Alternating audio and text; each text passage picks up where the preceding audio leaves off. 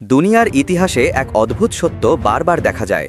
যখন মানুষ সত্য থেকে দূরে সরে যায়, অন্যায় ও পাপ বৃদ্ধি পায়, তখন আল্লাহ মানুষের সামনে বিভিন্ন সতর্কবার্তা পাঠান, কখনো ছোট আকারে, কখনো বড় আকারে। কুরআন আমাদের বলে, আল্লাহ কখনো কোনো জাতিকে হঠাৎ শাস্তি দেন না। তিনি আগে তাদের সতর্ক করেন, সুযোগ দেন, ফিরে আসার দরজা খুলে রাখেন। মানুষ যখন আল্লাহর বিধান ভুলে যায়, যখন জুলুম, ব্যভিচার, সুদ, মদ, প্রতারণা, মিথ্যা, দুর্নীতি এবং অধর্ম পৃথিবীকে ঢেকে ফেলে, তখন আল্লাহ সতর্কবার্তা হিসেবে পাঠান কিছু বিপর্যয়। এসব বিপর্যয় শুধু শাস্তি নয়, এগুলো আবার মানুষকে মনে করিয়ে দেয় যে দুনিয়ায় সব কিছুর মালিক আল্লাহ। কুরআনে বলা হয়েছে, সমুদ্রে এবং স্থলে বিপর্যয় দেখা দেয় মানুষের নিজের কৃতকর্মের কারণে। আল্লাহ মানুষের সামনে এসব বিপদ আনেন যাতে তারা নিজেদের ভুল বুঝতে পারে এবং সঠিক পথে ফিরে আসে। ইতিহাসে আমরা দেখি, আদ জাতি বাতাসে ধ্বংস হয়েছে, সামুদ জাতি বজ্রধ্বনি ও ভূমিকম্পে ধ্বংস হয়েছে, লুতের জাতি উল্টে দেওয়া হয়েছে, নুহের জাতি পানিতে ডুবে গেছে।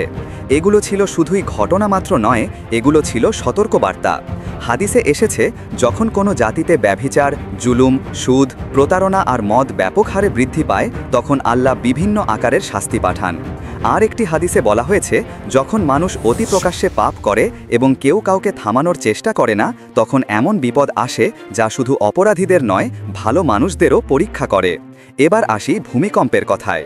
ইসলাম বলে, ভূমিকম্প কোনো অন্ধকার শক্তির তৈরি নয়, বরং এটি আল্লাহর পক্ষ থেকে পাঠানো একটি গভীর সতর্কতা। এটি আল্লাহর শক্তির একটি নিদর্শন, যা মানুষকে মনে করিয়ে নেয় পৃথিবী কখনো নিরাপদ আশ্রয় নয়। হাদিসে বলা হয়েছে, ভূমিকম্প হবে কিয়ামতের অন্যতম নিদর্শনগুলোর একটি।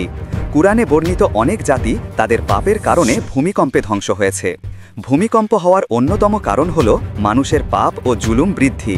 হাদিসে আছে, কোনো জাতির মধ্যে ব্যভিচার ও অন্যায় ছড়িয়ে পড়লে ভূমিকম্প, প্লেগ আর নানা ধরনের শাস্তি নেমে আসে। কিন্তু এর মানে এই নয় যে প্রতিটি ভূমিকম্পই শাস্তি। কখনো এটি হয় পরীক্ষা, কখনো হয় সতর্কতা, আবার কখনো হয় আল্লাহর রহমত, যাতে মানুষ সত্যের দিকে ফিরে আসে। আল্লাহ বলছেন, আমি আমার বান্দাদেরকে বিভিন্ন বিপদে ফেলি যাতে তারা আমার কাছে ফিরে আসুক। আমরা যখন দেখি দুনিয়ার নানা জায়গায় ভূমিকম্প, বন্যা, ঝড়, অগ্নিকাণ্ড এবং মহামারী দেখা দিচ্ছে, এগুলো শুধু প্রাকৃতিক ঘটনা নয়, এগুলো আয়নার মতো। এগুলো মানুষকে নিজের ভেতর তাকাতে বলে, আমরা কোথায় যাচ্ছি? আমাদের সমাজ কি সত্যের ওপর দাঁড়িয়ে আছে, নাকি আমরা অন্যায়ে ডুবে যাচ্ছি? এই ঘটনাগুলো আমাদের জন্য তিনটি বড় শিক্ষা দেয়। প্রথম শিক্ষা, আল্লাহর বিরোধিতা করলে কেউ বাঁচতে পারে না। ফেরাউন ডুবে গেল, আদ বাতাসে উড়ে গেল, সামুদ বজ্রধ্বনিতে শেষ হলো। এগুলো কেবল গল্প নয়, এগুলো বাস্তব ঘটনা। দ্বিতীয় শিক্ষা, মানুষ যত পাপ করে আল্লাহ তাকে সময় দেন, আর যখন সে চরম সীমায় পৌঁছে যায়, তখন আল্লাহর কাছে আসে সতর্কবার্তা। তৃতীয় শিক্ষা, বিপর্যয় হলে মানুষ আল্লাহকে স্মরণ করে। এটাই আল্লাহর রহমত, তিনি চান মানুষ তার কাছে ফিরে আসুক। ভূমিকম্প আমাদের মনে করিয়ে দেয়, দুনিয়ার শক্তি আর প্রযুক্তি দিয়ে সব কিছু নিয়ন্ত্রণ করা যায় না।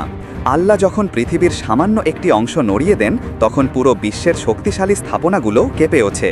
এটি প্রমাণ করে মালিক একজন। এই কাহিনী, এসব বিপর্যয়, এসব সতর্কবার্তা আমাদের শেখায়, মানুষ যতই উন্নত হোক, সে কখনো আল্লাহর থেকে বড় হতে পারে না।